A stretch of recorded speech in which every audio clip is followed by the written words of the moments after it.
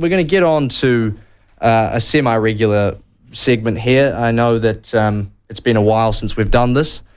It's been a while since we've held some lanyards to the flame for various reasons. And it's actually been a funny old week or two since getting back from holiday. Since I got back from holiday, things have been curiously zen in the news realm without a parliament to be ignored by. Nevertheless, we are back with Holier Than Thou, the segment where we shed some light on all the people, groups and organisations dodging public accountability this week. Ruby Reedy with the theme music there. And there has indeed been some democratic dodgeball going on this week, starting off with, no surprises here, the Green Party. The CEOs of having a sook and their star MP Chloe Swarbrick. Much pontificating has arisen in the media on this show about the Auckland Central MP's decision to whip up an angry crowd in Auckland last weekend by chanting the phrase, "From the river to the sea, Palestine will be free." The phrase is associated with calls for the eradication of Israel and Israeli and Jewish people. She'd have known this, and if she didn't then, she sure as hell does now. And instead of admitting it was an unhelpful and poor decision made in a heated moment, she declines to apologise meaningfully and claims it's okay that she said it because she was given the nod by some unnamed Palestinian and Israeli peace groups who, let's face it, are probably green-aligned and would likely let Chloe use them as a footstool if she asked nicely. Now, look, free speech comes into this. There's no doubt about that. But I was looking here not for some sort of career-ending consequence for using her free speech in this way, but rather for some acknowledgement from the Green Party that New Zealand is a diverse country made up of many different viewpoints and ways of thinking, not just the young liberal mung bean enthusiasts they breathlessly preach to. Unfortunately, this instance from Chloe has reaffirmed their persistent and astonishing reluctance to concede this fact. Swarbrick's refused when given the opportunity to apologise, as I say, meaningfully to those who found the comments to be upsetting and offensive.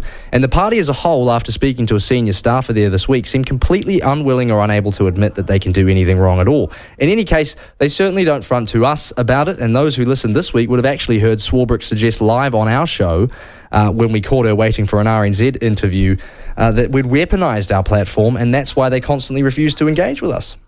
But if you want to talk about weaponising, we're not the ones standing on stages stoking tensions between Jews and Palestinians in New Zealand. That's her. But hey, free speech, Greens, and Swarbrick make the list this week. Next up, the Labour Party and Chris Hipkins, perhaps the longest standing and most infamous sulk against the platform has been held by Labour. Only a select few MPs ever engaged with us here, along with one or two departing MPs who gave us a minute of their time only after they were on their way out. So I thought maybe it was worth another shot at burying the hatchet with the now opposition party, even though I have no idea what we did to upset them in the first place, and they still haven't really told us. I spoke to a senior staffer there earlier this week to gauge the possibility of an interview with Chris Hipkins now the election is over, and he's been reinstated as leader of the Labour Party. Not likely. Not likely was his response. Once again, why not? This ban is likely, it seems, to continue indefinitely, even as Labour gears up to take on the opposition role of scrutinising the government and producing policy alternatives to all New Zealanders. They still have no interest in speaking directly to you lot. They just don't seem to get it, that lot, do they? They don't seem to grasp just how little there is to gain from being butthurt that we exist.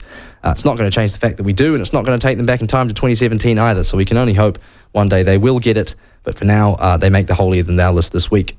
Finally, I'm going to throw in the Auckland War Memorial Museum as a special mention on Holier Than Thou. A bit of a strange one, I know. Okay. They have no responsibility necessarily to the taxpayer to answer our questions, but they lit their museum up in support of Israel recently and were met with the fiery disapproval of angry pro-Palestinian protesters as a result. Now, what followed, we first thought, was that they chose to backtrack on that, publicly apologising for what they called the stress and hurt they had caused, and then lit the museum up in Palestinian colours a few days later.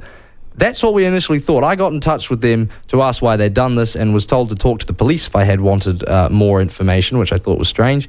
But then it was revealed later that actually the angry pro-Palestinian protesters had taken matters into their own hands and put coloured cellophane over the lights to produce the colours of the Palestinian flag. My point is that they could have just told us that or fronted for an interview to explain the situation, but they didn't because they're scared. And I also, to be honest, can't be the only one that finds it slightly odd that a museum feels the need to apologise for making their lights blue and white for a day, but Chloe Swarbrick can't manage an apology for repeating a phrase associated with wiping out an entire nation. But hey, what do I know? And they won't argue their case here with us, so Holier Than Thou it is. Where's the flame sound? For this week, we don't have flames, but we have the theme, which we'll give another crack to now. That's Holier Than Thou. We missed out last week, but we're back, holding some lanyards to the flame. You've got to have some crackling fire sounds. You've got to have some burning. Oh, that would just be blowing smoke up my own ass, though, wouldn't it? But do it. Do it. You don't think that if Sean had a segment like that, he'd want that? I don't know. I'm not sure. Of course.